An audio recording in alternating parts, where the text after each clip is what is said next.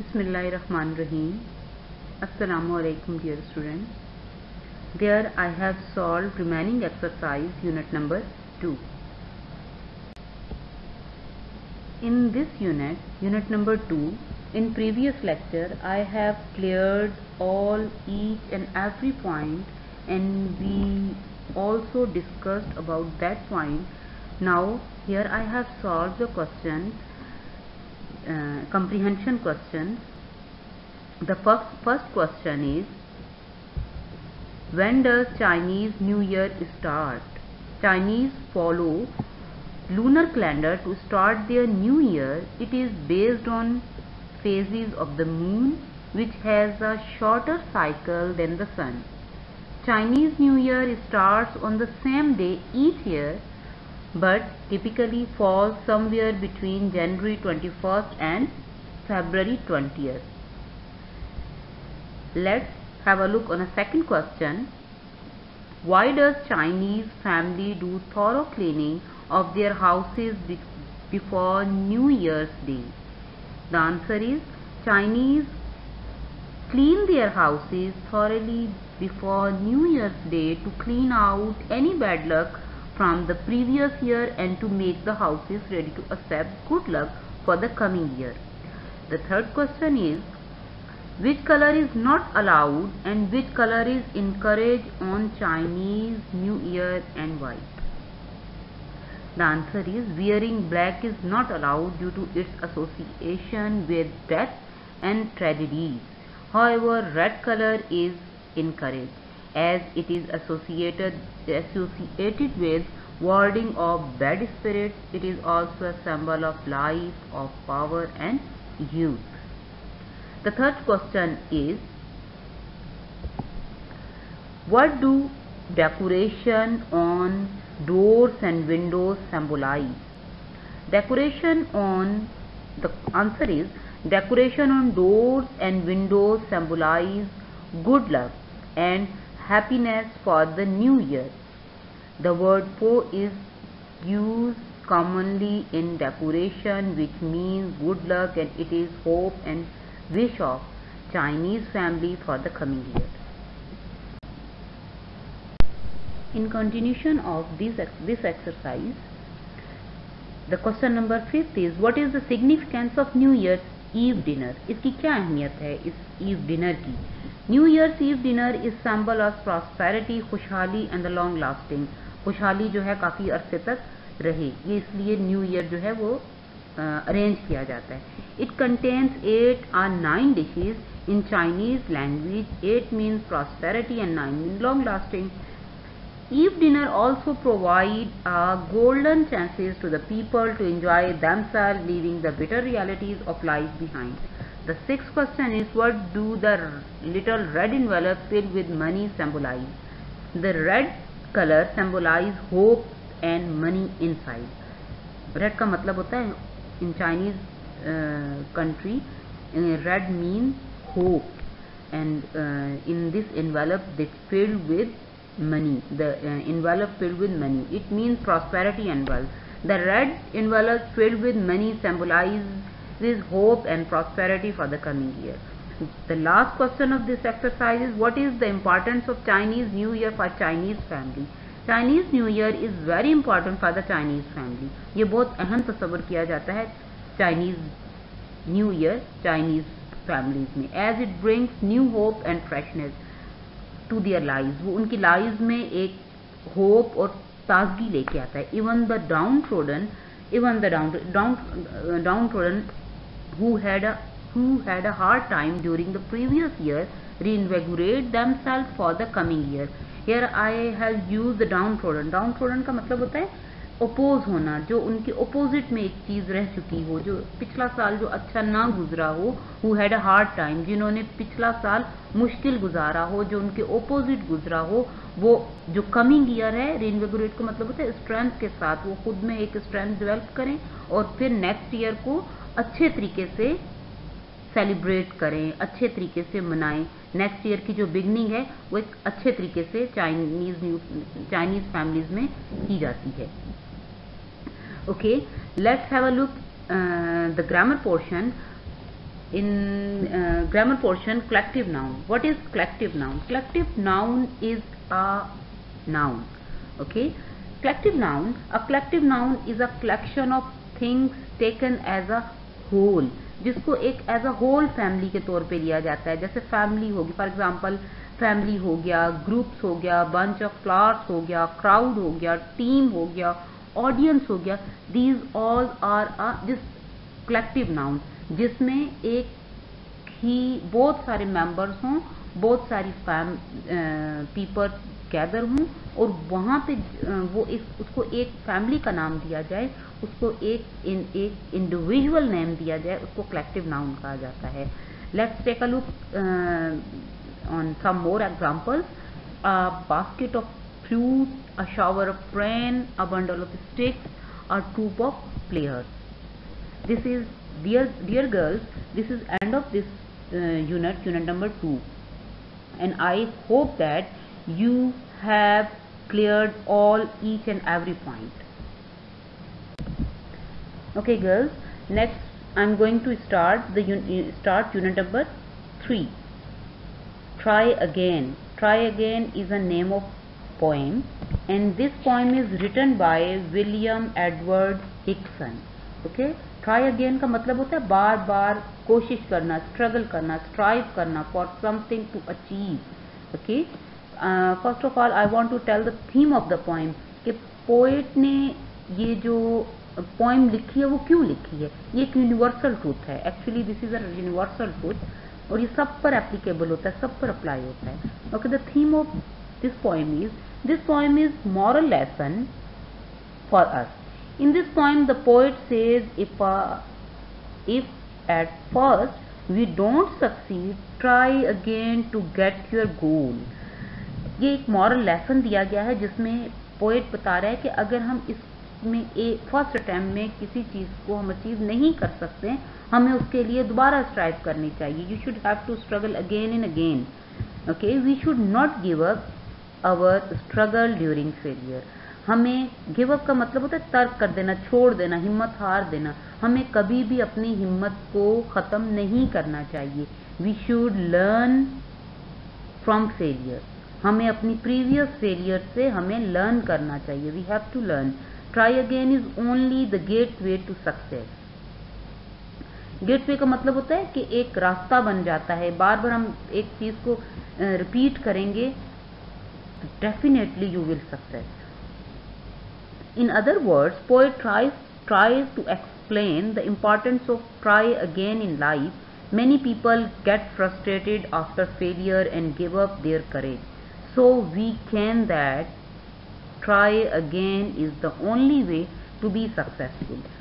Some people कुछ ऐसे होते हैं कि जो एक चीज़ को बार बार स्ट्रगल करके, स्ट्राइव करके वो थक चुके होते हैं. दे गेट फ्रस्ट्रेटेड एंड छोड़ो भाई अब नहीं करना. ठीक, लेकिन नहीं, ट्राई अगेन का मतलब यही है कि in last you will be success. The success will be yours. You will not disappointed. You should not give up your courage. You keep on trying. Okay, this is the theme of the point. Okay, the pre reading question girls, have you read the story king Bruce and the spider? I think so. 6th, 7th, 8th we have studied about this story, na? Yes, I have read the story. What is the story behind? The second question is, what lesson did the king learn from the spider? The king Bruce learned the lesson that a man should keep on trying till his success. जब भी मैंने question आपसे किया है कि इस lesson के पीछे, इसकी स्टोरी के पीछे क्या था, इसकी स्टोरी के पीछे ये था कि एक शख्स को स्ट्रगल करनी चाहिए. एक किंग ने लेसन क्या गेट किया कि उसको कॉन्टिन्यूस उसको स्ट्रगल करनी चाहिए. कीप ऑन ट्राइंग, लास्ट में वो सक्सेस हो जाएगा. ओके, उसने ये चीज़ किससे सीखी थी? स्पाइडर से सीखी थी. Okay, the third question is, why is trying again important in life? Trying again important in life. This role is a key to success. and it is followed to lead a successful life. It has much importance in this respect. तो trying again जो है वो आपको lead करती है in last, आपकी जो मंजिल है, जो आपका गोल है, आप उसको अचीव कर जाएंगे। ये आपकी एक कामयाबी की, इसको कहना चाहिए एक की है, आपकी कामयाबी की चाबी है कि आपने अगर स्ट्रगल की बार बार तो आप उस चीज को विन कर जाओगे, अपनी स्ट्रगल को अचीव कर जाओगे। Okay, the difficult question in this poem is, I am going to read this poem and will tell you the difficult question. Okay, first of all, the first meaning here is used, tis. Tis, what is the meaning of? इसका मतलब है it is, short form of it is. It is a lesson you should heed. Try again. If at first you don't succeed, try again. Then your courage should appear. For if you will persevere, you will conquer. Never fear, try again. Heed का मतलब होता है to pay attention, किसी चीज पर तवज्जो देना। Okay, sorry, यहाँ पे एक लेसन दिया गया है कि आप ट्राई अगेन को, आप जो एक मुसलसल स्ट्रगल कर रहे हो उस पर अटेंशन दें। If you first you don't, अगर आप पहली दफा में सक्सेस नहीं होते फिर भी स्ट्रगल करें। Then your courage should appear, तुम्हारी करेज तभी तो अपीयर, किसी टाइम तो अपीयर होगी। एंड परसिवियर का मतलब होता है कॉन्टिन्यूस डूइंग समथिंग, किसी चीज को बार बार करना। यू विल कंकर का मतलब होता है अचीव करना, सक्सेस हो जाना, सक्सेसफुल हो जाना। नियर फियर, नेवर फियर, डरने की जरूरत नहीं है, बार बार उस चीज को आपने स्ट्रगल करना है। इस सारी पॉइंट मैं आपके लिए पढ़ रही हूँ, फिर इसके बाद हम उसकी पैराफ्रेजिंग करेंगे। ठीक है, तो सेकंड स्टैंजा है, once or twice though you should fail, एक या दो दफा आप फेल होते हो। If you would at last prevail, अगर आप, if you would in last, अगर आप जो आखिर में जो है वो छा जाओगे, विन कर जाओगे। ठीक है, if this strive is no disgrace, अगर आप जद्दोजहद करते हैं इसमें शर्मिंदगी की कोई बात नहीं है। डिसग्रेस का मतलब होता है डिसऑनर, इसमें कोई शर्मिंदगी की बात नहीं है। Though we did not win the race, हमने पहली दफा में रेस को नहीं जीता, हमने उस मकसद को हासिल नहीं किया। What should you do in that case, फिर हमें क्या करना चाहिए? ट्राई अगेन, हमें दोबारा से उसके लिए ट्राई करना चाहिए। The third stanza and the last stanza of this poem, if you find your task is hard, अगर आपने ये देखा कि आपका जो गोल है, आपका जो मकसद है, आपका जो टास्क है वो हार्ड है, बहुत मुश्किल से आप उसको अचीव कर सकते हैं, ट्राई अगेन, लेकिन उसमें आप ट्राई जरूर करें। Time will bring you your reward, reward का मतलब क्या होता है? प्राइज, ऑनर, आपको एक गिफ्ट दिया जाएगा, टाइम आपको जरूर उस चीज का रिवार्ड देगा।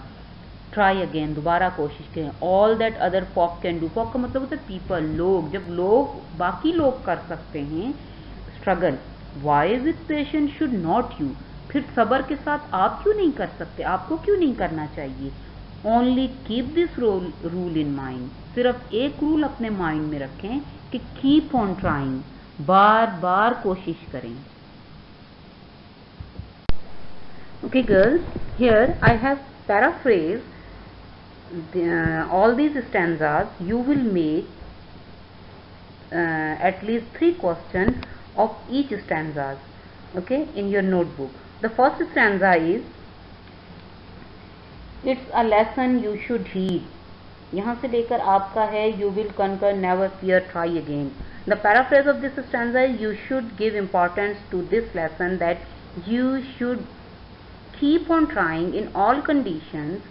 आपको हर कंडीशन में आपको स्ट्रगल करनी चाहिए। If you don't succeed in the first attempt, first try, अगर आपने फर्स्ट ट्राई में नहीं सक्सीड किया, you should keep on trying, आपको जद्दोजहद करनी चाहिए। Your continuous struggle would make you courageous and if you persist steadily, अगर आप मुस्तकिल मिजाज रहे, आपने अगर करेज हुई, यू विल गेट सक्सेस, आप कामयाबी जरूर हासिल करोगे। So never fear any hurdle, hurdle का मतलब होता है तकलीफ आना, किसी हिंड्रेंस आना, और difficulty and keep on trying, किसी भी मुश्किल चीज से घबराने की जरूरत नहीं है, अपनी जद्दोजहद को जारी रखें। The second stanza of this poem is once or twice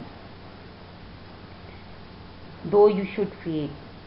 यहाँ से है what should you do in that case and try again. The paraphrase of this stanza is you may fail once or twice if you persist, अगर आप मुस्तकिल रहे, and keep on trying, जद्दोजहद करते रहे, you should be successful at last, आप कामयाब हो जाएंगे। If you fail and try hard to achieve, अगर आप फेल हो गए या बहुत मुश्किल से किसी चीज को अचीव किया है और get something, it is no disgrace, कोई शर्मिंदगी की बात नहीं है, डिसऑनर की बात है ही नहीं। If we don't win the race we should keep on trying in the case as well, अगर हमने रेस को विन नहीं किया हमें फिर भी स्ट्रगल करनी चाहिए इस केस में। The third and the last stanza of this is if you find task is hard, only keep this rule in view, try again. Paraphrase is, if you find your task is hard, you should not give up struggle, you should keep on trying again and again, time will bring your reward in form of success. अगर आप बार बार भी fail होते रहे लेकिन आपकी जो struggle के against आपको रिवॉर्ड दिया जाएगा, time will pay you back. Okay, so keep on trying, मुस्तकिल जद्दोजहद करें। What other people can do, जैसे दूसरे कर सकते हैं, यू कैन ऑल्सो डू, आप भी कर सकते हैं। You should remember the rule of trying and again and continue struggle with patience. आप अपनी जो जद्दोजहद है उसको कंटिन्यू रखें, मुस्तकिल रखें और सब्र के साथ रखें। Dear girls, in first slide I have discussed the theme of the poem. Now I'm going to discuss with you the main idea, the central idea of the poem. The central idea of the poem, try again, gives a great lesson. एक बहुत बड़ा lesson दे रहा है हमें। If we fail, we should not be sad. हमें उदास नहीं होना चाहिए। We should not eschew working. eschew का मतलब होता है give up, तर्क कर देना, किसी चीज को छोड़ देना, हिम्मत हार देना। हमें काम करने को खत्म नहीं करना चाहिए। Rather we should make better efforts to succeed, हमें इससे मजीद कोशिश करनी चाहिए और सक्सेसफुल हो जाना चाहिए। Our constant labour would finally yield the sweet fruit of victory, और हमारी मुस्तकिल जो मेहनत है वो हमें एक विक्ट्री की सूरत में, फतह की सूरत में हमें एक फ्रूट देगी। हमारी जो लेबर है उसके अगेंस्ट में हमें एक अच्छा रिवॉर्ड मिलेगा। The summary of this poem is, this beautiful poem is written by William Edward Hickson. It conveys universal message. This message is applicable of any person, okay, of continuous struggle. हर बंदे पे ये applicable हो रहा है। In this poem, the poet teaches us to keep on trying in all conditions without any fear. हर सूरत में आपने किसी घबराहट के बावजूद हर सूरत में आपने स्ट्रगल को जारी रखना। इफ वी फेल, अगर हम हो जाते हैं, first attempt we should keep on trying, हमें फिर भी कोशिश करनी चाहिए। If we try again and again we should become hard working, brave, successful and respectable. If we try again, अगर हम बार बार मेहनत करेंगे, in last we would become successful.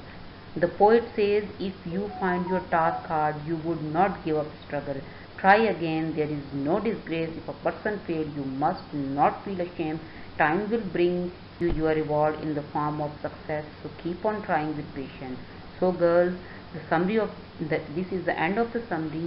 The sum of this summary is, you should keep on trying, don't fear of any difficulties, keep on trying, and last you will be successful. Okay, the first box question is, what does the word persevere mean? The persevere means steadily in an action, persistent, continuous doing something. Okay. The second question of second stanza is, if we strive, it is no disgrace. Explain this sentence. It means if we strive after failure, अगर हम कोशिश करते हैं failure के बावजूद भी, तो इसमें शर्मिंदगी की बात नहीं है। Why is the poet repeating the sentence try again? Bar bar poet जो है वो इस बात को क्यों हमें कह रहा है कि बार बार आप ट्राई करें? The poet repeats again and again the sentence to make us aware of importance of trying again, because the poet wants to us to make us aware the importance of trying again, that कि हम इस चीज़ की importance को, अहमियत को जान सकें कि अगर आपने एक दफ़ा करके आप सक्सेसफुल नहीं हुए हो, then you should have to struggle again, try again. In last you will achieve your goal. Here I have solved for you exercise based question. The first question is what is the lesson taught in first stanza? First stanza में क्या lesson बताया गया है? The first stanza teaches us a lesson that we should keep on trying patiently, courageously and steadily. We should definitely succeed in the long run. Second question is what can we learn from failure? We can come to know, हम ये जान सकते हैं about our weakness from failure. After getting rid of this weakness we can become successful. हम in last में successful हो जाएंगे. अपने failure से हम ये सीखेंगे, अपनी weakness पे overcome करेंगे. Okay. Third question is how a failure not a disgrace? Failure demands us to keep on trying in a better way. If we make it positively, it is not a disgrace. Third question is how many times should we try and why? There is no limit for trying again. We should keep on trying till our success. After getting success, we should try for another good cause. The last question of this exercise is what should we do if we find our task is hard? If we find our task is hard, we should keep on trying again and again for success.